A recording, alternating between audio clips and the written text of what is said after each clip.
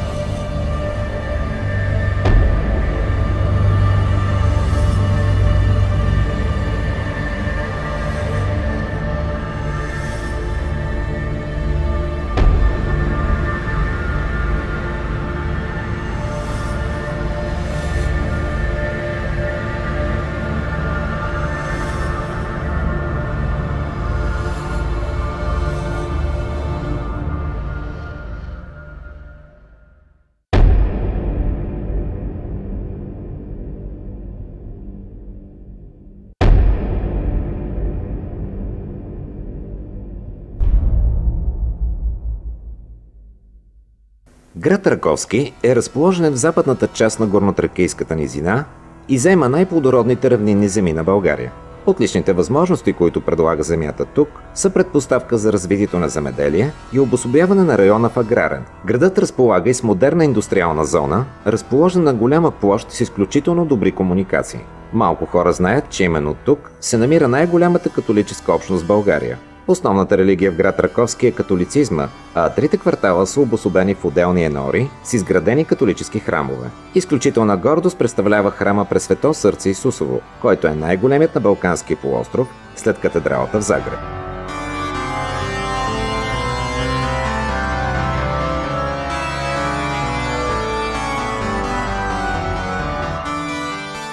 Освен католици, тук живеят изповядващи източно православие, както и мюсюлмани. Всички те живеят задружно, независимо от религията, която изповядват, обединени от стремежа за просперитет.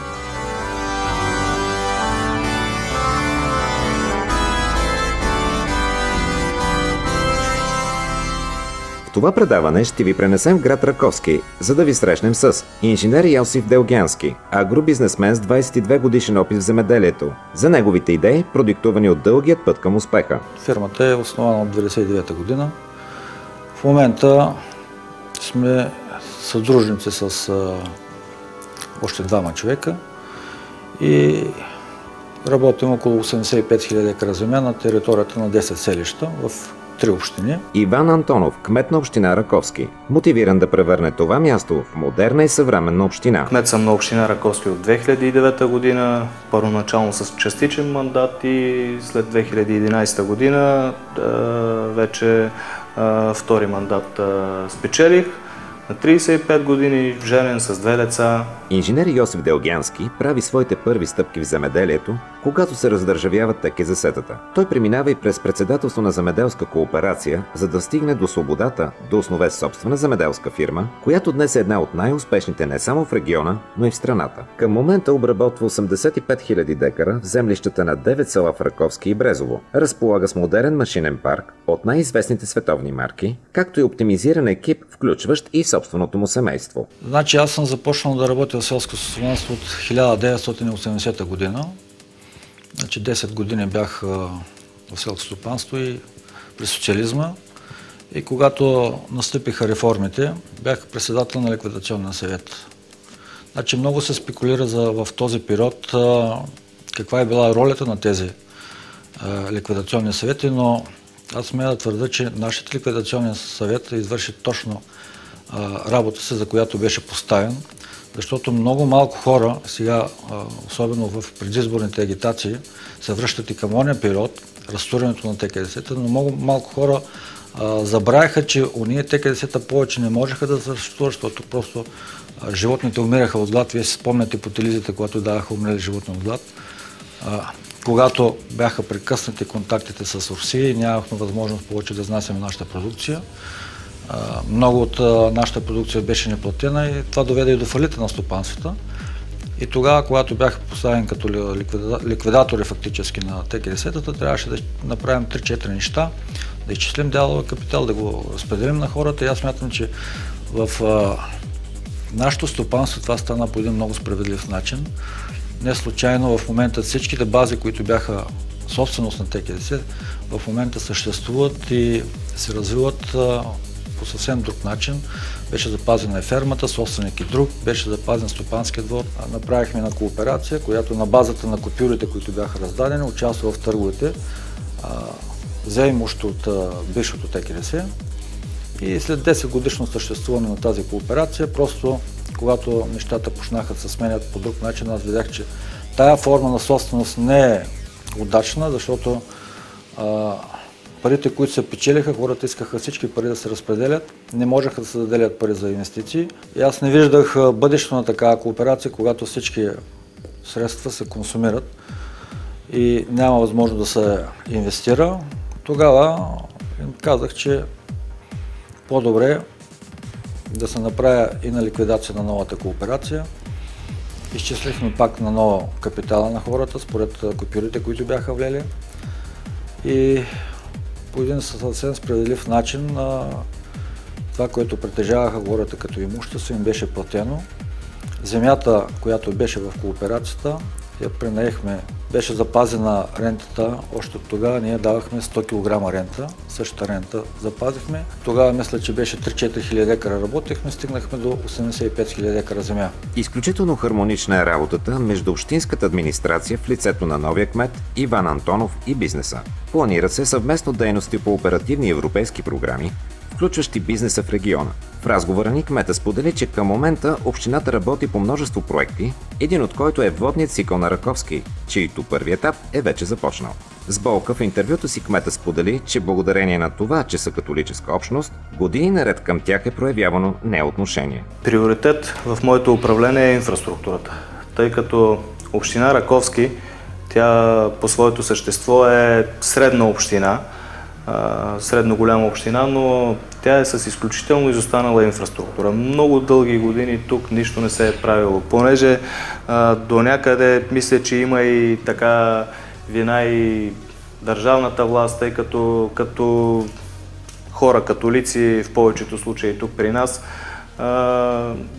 на верска основа сме малко смачкани и инфраструктурата ни е крайно изостанала, затова основен приоритет на моето управление, на моя екип беше кандидатстване по еврофондове, кандидатстване не само пред оперативните програми на Европейския съюз, но и всичко възможно като отворени мерки и на държавните агенции, на държавния бюджет.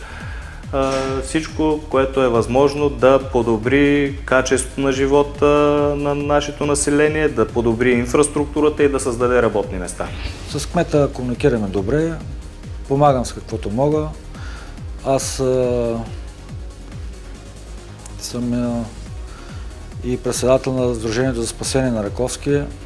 Наистина това, което най-много ме мъчи, че това трудоспособно население без да имаме никакви миграционни процеси от общината. Младите хора искат да бъдат тук, искат да работят тук.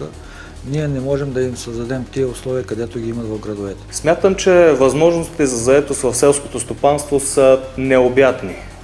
Наистина необятни, много сериозни възможности има в този ресор и мисля, че тук държавната политика леко изостава от развитието на бизнеса. Инвестицията тук може да бъде в две сфери.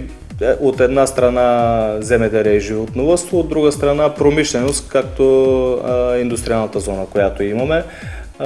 Това, с което ние успяваме да привлечем външни инвеститори, на първо място е добрия бизнес климат. Виждате, че се опитваме да правим сериозна инфраструктура, освен водния цикъл, който казах, изпълняваме няколко проекта по оперативна програма регионално развитие, които ще подобрят инфраструктурата. Правят се нови пътища, нов мост на река Стряма. Като географско разположение общината е почти в центъра на България. Имаме 2 излъза на магистрала Тракия, в близост до летище Пловдив. В един регион, изключая Раковски, защото Раковски е все пак по-голям град, но в другите села, където наистина сме само ние, надеждата, и ние наистина помагаме на тези села все още да съществуват. Всички помагаме, субсидираме всички събори, които се правят. Знаете, че едно време селата правят тия родови събори, събират се хората да се видят откъде са тръгнали, откъде са излели, до каква степен е тяхното село. Тук от селото съм закупил една сграда, сега в момента искам да направя едно по-сносно заведение, за да може младите хора, когато се върнат вечер, събота и неделя от града, да имат къде да влезат или просто по някакъв начин да оживяваме тези села. Аз се надявам в следващия програмен период, където парите наистина, както се декларира, че ще бъдат повече за селските райони, да можем да участваме и с проекти, защото аз казвам, материалната база в зърнопроизводство ние сме я постигнали, ние сме вече го направили. Ако трябваше обновяваме частично там техниката, там не са ни нужни проекти. Но аз така имам огромно желание и амбиция в бъдещия програмен период наистина да направим по някакъв проект, за да можем да оживим в живота в тези села, с селски туризъм, с всичко каквото преценим, че може да бъде печелившо и така в интерес на хората, които са останали в селата, за да може по някакъв начин, аз винаги съм завиждал на западните села, когато отидеш, те просто са ги направили така, че богаташите от големите градове да живеят в тези села. Сега от нашите села ние сме се зарязали най-хубавото. Ние имаме чудесна природа. Тук в Средна гора чудесна природа, чудесни условия за живот. Но за съжаление, този период, който е минал 20-30 години от отстраняване от селото, младите хора трудно ще поемат по някакъв начин по този път. Изключително важно е общината да работи добре с бизнеса и аз мога да кажа, че имам щастието да бъда кмет на такава община с такъв бизнес. Хора и като земеделските производители, като господин Делгянски. Най-големият успех е доверието на хората в селата, където работя. В годините, които ние сме работили, не сме никога се отметнали от това, което сме казали.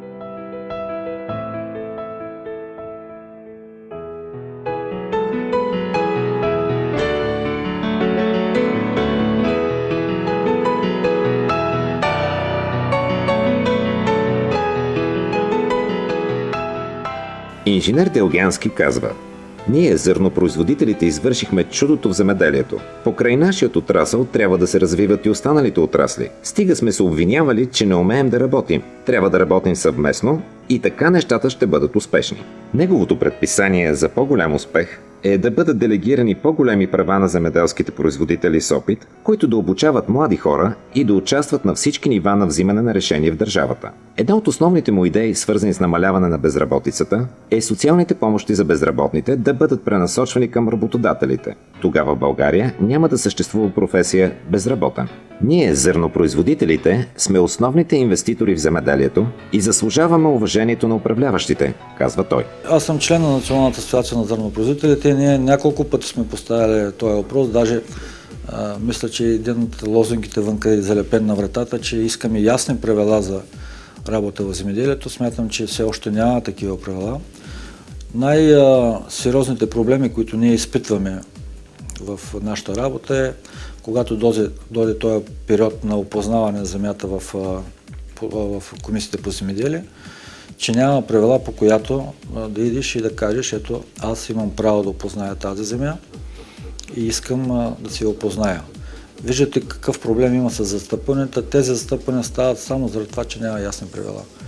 Няколко пъти аз съм казвал, че не е толкова трудно това нещо да стане, но няма воля от управляващите в момента правилата, които ние сме ги написали и сме ги дали в Министерството на земеделието, да се прокарат като, ако трябва като закон, ако трябва като решение някакво, ако трябва като заповед на министъра на земеделието.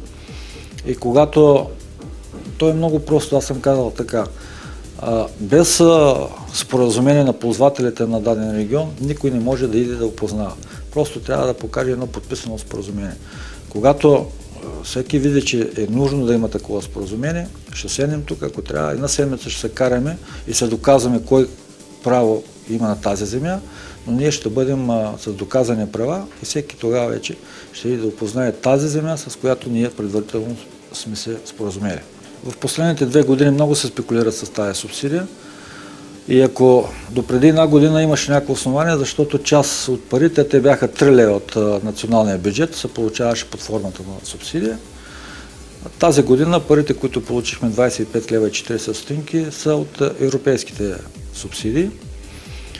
И ние трябва да сме пълни глупаци, след като сме платили нашата вноска в Европа и след като имаме пълното право да ги вземем тези субсидии, да се откажем от тази субсидия и нека така да използваме вашия ефир да запозная хората, че тази субсидия изключително помогна в увеличаването на рентата. Хората, които са собственици на земя, знаят, че само преди 10 години рентата не беше по-висока от 5 до 10 лева. И постоянно се ревеше, че арендаторите експлоатират земята, така, но те просто доходите тогава от земята бяха толкова ниски, че нямаше възможност да се даде по-висока рента. В 2003 година мисля, че бях на един панаир в Италия и тогава, когато говорихме с италианските фермери, те казаха, големия проблем при нас е скъпата рента или скъпата земя, която ползваме. И те казват, субсидията, която я взимаме от Европейския съюз, всичко отива при хората. Ние не само, че направихме същото, но ние сега даваме средства от нашите спечелени пари и затова преди малко, когато говорех за ефективно земеделие, ако ние нямаме ефективно земеделие, ние просто не сме конкурентоспособни. Тази година субсидията, казах, че беше 25 лева и 40 стотинки, а ние платихме 37 лева. Или сме доплатили още 12 лева на собствените на земя. Благодарение на тази субсидия се увеличи и цената на земята и рентата, която получават те. Само преди 10 на 15 години най-хубавата земя в Добрич се купуваше за по 100-150 лева, а сега знаете, че стигна до 1500 лева. Така че хората трябва да бъдат добре запознати и когато даже на един от митингите, аз в София, спомням се, че апелирах хора, вие трябва да ни подкрепите, защото ние, воювайки за нашите интереси, воюваме и за вашите интереси, защото този доход, който го получавате под формата на рента, и се е благодарение на това, че тия субсидии трябва да ги получаваме. Ние по някакъв начин трябва да увеличаваме и доходността. В зърнопроизводството, според мен, беше направена наистина една реформа, която България трябва да се гордее с тази реформа. Ние за много кратки срокове успяхме да достигнем водещите страни в зърнопроизводството, като Украйна, Русия, европейските страни. И ние станахме фактически конкурентоспособни на износа на зърно.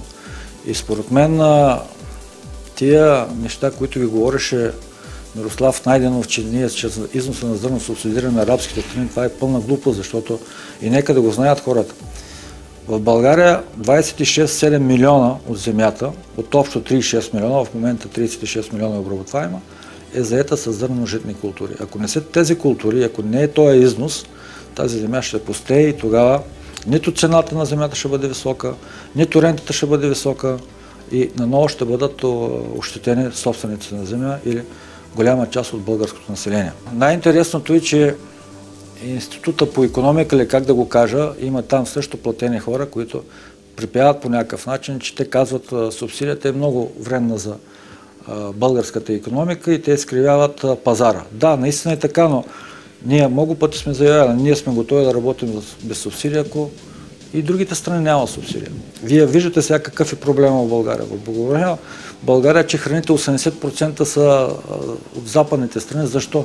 Защото те са силно субсидирани и тези държави се търсят само пазара. Те като вземат субсидията, на тях им стига. Зато имаме проблеми в момента в животновъдството, зато имаме проблеми в зеленчукопроизводството. И сега, когато снощи слушах министъра на земеделието и той казва, ще дадем, хубаво ще дадем, но трябва да има ясна методика, изградена по какъв начин ще се даде. Защото може да се отиде в другата крайност, когато оня ден чета във вестника, че трябвало да се даде 400 лева субсидия на трайни насаждения. Аз ако взема 400 лева субсидия на трайни насаждения, никакъв стимул няма да искам да имам повече да получа, както преди малко казах, качествена продукция с ниска себестойност. Аз ще си чакам само някой да мине проверката и ще чакам тия 400 лева субсидия. Много пъти съм заявявал и в Министерството, и на форуми, където се събирам, че в България има достатъчно опитни хора и умни хора, и практици хора, които трябва в края на краищата да се съберат тези хора и да кажат, след като вие направихте тая реформа в зърнопроизводството, кажете по какъв начин можем да направим реформата и в другите отрасли. Защото аз не споря, че развивайки другите отрасли, вече това е пък разковничество за заетостта на работната ръка. България има огромен проблем с циганското малцинство. И може би на България най-големият проблем в близките години ще бъде безработица на циганите. Сама по себе си община Раковски е един, така да кажа, надявам се да не прозвучи пресилено, но тя е един феномен. Защото ние сме и така смесен район. Има православни християни, има католици, и мохамедани, има доста така сериозен ромски етнос също като численост. Само преди 5 години, когато се занимавах и с зеленчукопроизводство. Аз имах около 3-4 хиляди екара зеленчуци. Но когато влязохме в Европейския съюз и влязоха гръцките субсидирани продукции, нашите фабрики спряха да купуват от нас, защото казват, ние по-добре да се купуваме от там пюретата, заготовките и да си правим крайния продукт. Значи аз ги виждам, но ето тук е вече ролята на земеделието и на хората, които казах преди малко в бранша. Иска тези пари, които ги дават на тях като помощи, да дойдат при нас. Ние ще им създадем работните места. И аз няколко пъти предлагам, вместо да плюят политиците по нас, зърнопроизводителите, ние сме 200-300 човека, които в момента имаме ресурса да го направим това нещо. Ние имаме доверието на банките, имаме парите, имаме организацията. Не става да създаваш работно место само заради работно место метач. Това работно место, като бъде създадено, това работно место трябва да създаде национален продукт. При нас да произведем първичния продукт, в фабриките в Пловдив да влезе за преработка и там има доста работна ръка, която може да влезе от това население. Но грешката е, че те са постоянно на някаква помощ. Говоря за здраве прави хора, да не получават никаква помощ. Той да влезе на реалната борса на труда и тогава, когато аз знам, че има реална работна ръка, мога да гледам, да творя колко си искам работни места. Другия големият проблем, че те не искат да бъдат назначавани. Той като получава 200 лева помощ, той не иска да бъде назначен, а вие знаете какъв е закона за неназначен работник. 15 000 глоба, ако те фанат. И зато и работодателите се страхуват да създават трайни насаждения, да гледат зеленчуци, защото все пак това става с работна ръка. Значи качествен работник трябва да го отгледаш. Говоря, значи имаме два вида работници. Тия общите работници, които биха работили на полето, и механизаторите. Механизаторите аз съм ги отгледал, защото голяма част от тях са вече деца на бащите, които работеха при мен. И невисоко квалифицирани работници, които нямат нормален работен ден. Значи в кампаниите нашите хора може да работят и до 16-17 часа. Значи те получават и по-високи заплати могат да получават, но тяхната заплата е също извършена работа, качествена работа.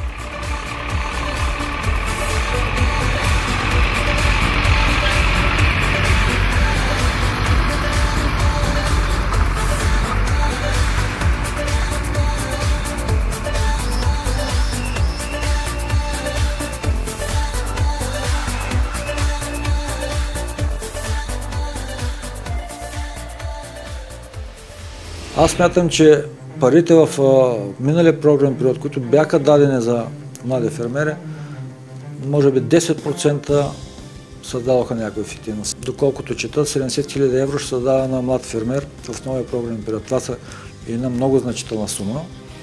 И ако те се дадат и се създадат ефективни някакви земеделски такива отрасли, просто ще бъде едно престъпление вече към нашата държава. Защото от тук нататък проект трябва да бъде одобряван на млад специалист, на млад фермер, от специалисти, които няма да допуснат, например, да правиш едно розово насъждение без капково и без просяване. Защото големите проблеми в сушата настъпат тогава. Няма рандеман, ниска цена на изкупна цена на розите и фалират хората. Но ако е направено това по проект с капково напояване, с просяване, никакъв проблем няма да имат. В трайните насъждения. Правим трайни насъждения, но без борба с тия слани по някакъв начин. Някаква система трябва да има за слани. Значи ние не трябва да откриваме парата първо. Трябва да идем да видим как е направено в Европа и ако трябва тогава да дадем пари, но да дадем пари за нещо, което след години ще не носи работни места, ще носи доход национален, ще носи продукция в преработвателни предприятия и оттам нататък пък тия предприятия ще изнесат продукция, която ще регулира търговския баланс на държавата. Ключът към успеха според мен е много работа, здраве естествено на първо място, много работа и Божията помощ. Да сравняваме по водещите световни фирми. Това е разклонището на успеха. Ако ние, след като сме в Европа, значи пазарният принцип, ние сме отворен пазар. Ако там могат да произведат продукция с по-ниска себестойност, тя ще дойде в България. И ако ние не сме в състояние да се конкурираме с тази продукция, просто ще фалираме. Каквото и да не дава държавата, просто ще фалираме. Ние трябва първо да направим тяхната технология, а имаше достатъчно пари по всички мерки. И сега в новия програмен период се дават пари. Просто хората трябва да участват по проекти, да създадат, но те трябва да знаят какво да правят. Нещата в земеделието всяка година са различни, много трудно се инвестира, много трудно се бори с бюрокрацията, но когато имаш доверието към хората, когато имаш доверието на хората към теб, нещата стават по-лесно. На България са дадени от Господ плодородни земи, вода, слънце. Плодородната земя – това е нашият капитал. Град Раковски и неговите хора ни показаха как той би могъл да се използва по най-добрия начин с изключително успешната работа на общината с бизнеса. Пожелаваме им успех в работата по превръщането на общината в един привлекателен център за бизнес и инвестиции.